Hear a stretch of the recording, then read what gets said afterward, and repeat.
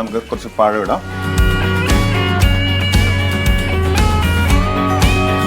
Pineapple ഇടാം. Okay.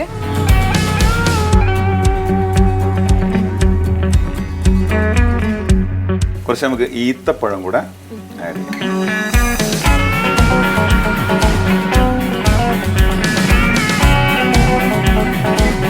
അപ്പൊ നമ്മുടെ ഫ്രൂട്ട്സ് ഒക്കെ ഇട്ടു. ഇപ്പൊ ശരിക്കും നമുക്ക് വേണമെങ്കിൽ ഇങ്ങനെയൊക്കെ കണ്ടു കഴിഞ്ഞാൽ വെറുതെ അങ്ങോട്ട് കഴിക്കാൻ തോന്നും. പക്ഷെ കഴിക്കരുത്.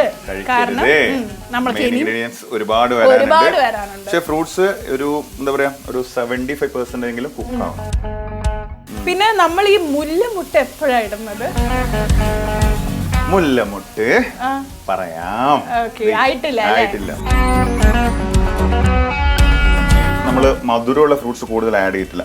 കുറച്ച് എന്തായാലും ഓണമല്ലേ, കുറച്ച് മധുരം ആയിരിക്കും. ശരി ഇരുന്നോട്ടെ. അത് കഴിഞ്ഞിട്ട് നമുക്ക് എന്ത് ചെയ്യാം, ഒന്നുകൂടെ മിക്സ് ചെയ്തതിന് ശേഷം പാൽ ഒഴിച്ചിട്ട് കുക്ക് ചെയ്യാം.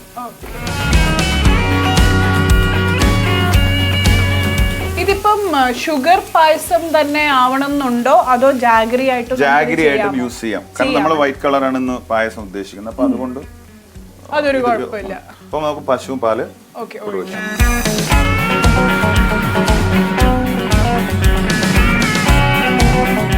സാബുനരി ഇടാൻ സമയമായോ നമുക്ക്? അതെ അതെ. പാലിൽ നമ്മൾ ചൊവ്വരി വേവാൻ എത്ര സമയം എടുക്കും ഷെഫ്? ആക്ച്വലി നമ്മൾ കൂടുതലും സെപ്പറേറ്റ് ബോയിൽ ചെയ്തിട്ട് എടുക്കുന്നതായിരിക്കും കുറച്ചുകൂടി നല്ലത്. അല്ലെങ്കിൽ പാലിൽ ചെയ്ത് കഴിഞ്ഞാൽ അത് രണ്ടും കൂടെ സ്റ്റിക്ക് ആയിട്ട്.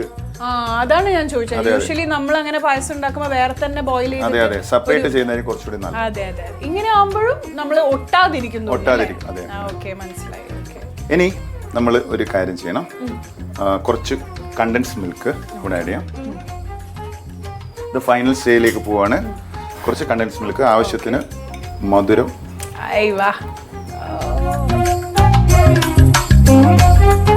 കണ്ടൻസ് മിൽക്ക് ഒഴിച്ചു കഴിഞ്ഞാലും നമ്മൾ അധികം നേരം ഇളക്കാൻ പാടില്ല. കഴിഞ്ഞു. അതാണ് ഫൈനൽ സ്റ്റേജ് നമ്മൾ യൂസ് ചെയ്തത്. ഇനി ഒരു ഇൻഗ്രീഡിയൻസ് നമ്മൾ ഇടാൻ പോവാണ്.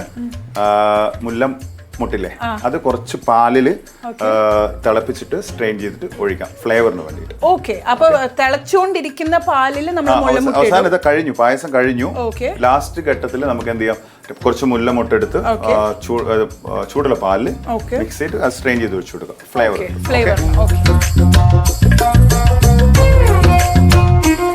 നേരത്തെ പറഞ്ഞതുപോലെ നമ്മുടെ വീട്ടിലെ മുല്ലയാണ്, നാടൻ മുല്ലയാണ്. ഓക്കെ, അതെന്ത് ചെയ്യാം, കുറച്ച് പാല് നമുക്ക് തിളപ്പിക്കാം. കുറച്ചൊരു 3-4 പീസ് മതി കേട്ടോ.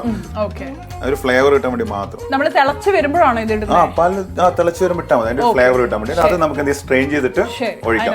മുല്ല വേണമെന്നില്ല, സ്ട്രെയിൻ ചെയ്ത്.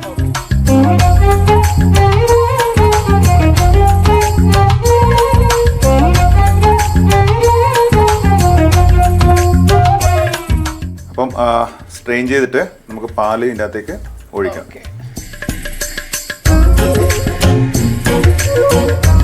നല്ല തിക്ക് പായസം അല്ലേ? യെസ്, അത് ഞാൻ പറഞ്ഞില്ല, ഫ്രൂട്ട് സലാഡ് പോലെ നമുക്ക് തണുപ്പിച്ചിട്ട് നാളെ യൂസ് ചെയ്യാം.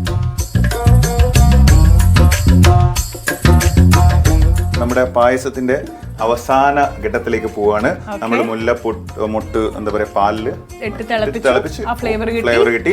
ഇനി നമുക്ക് ലാസ്റ്റ് ഡെക്കറേറ്റ് ചെയ്യുമ്പോഴും മുല്ലപ്പൂ വെച്ചിട്ട് മുട്ട് വെച്ചിട്ട് ഡെക്കറേറ്റ് ചെയ്ത് കൊടുക്കാം. അപ്പൊ കഴിക്കുമ്പോ മുല്ലപ്പൂവോടെ കഴിക്കോ?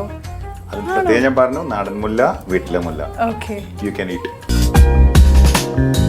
അപ്പൊ നമുക്ക് നെയ്യിൽ എന്ത് ചെയ്യാം, അണ്ടിപ്പരിപ്പ് മുന്തിരി വറുത്തെടുക്കാം.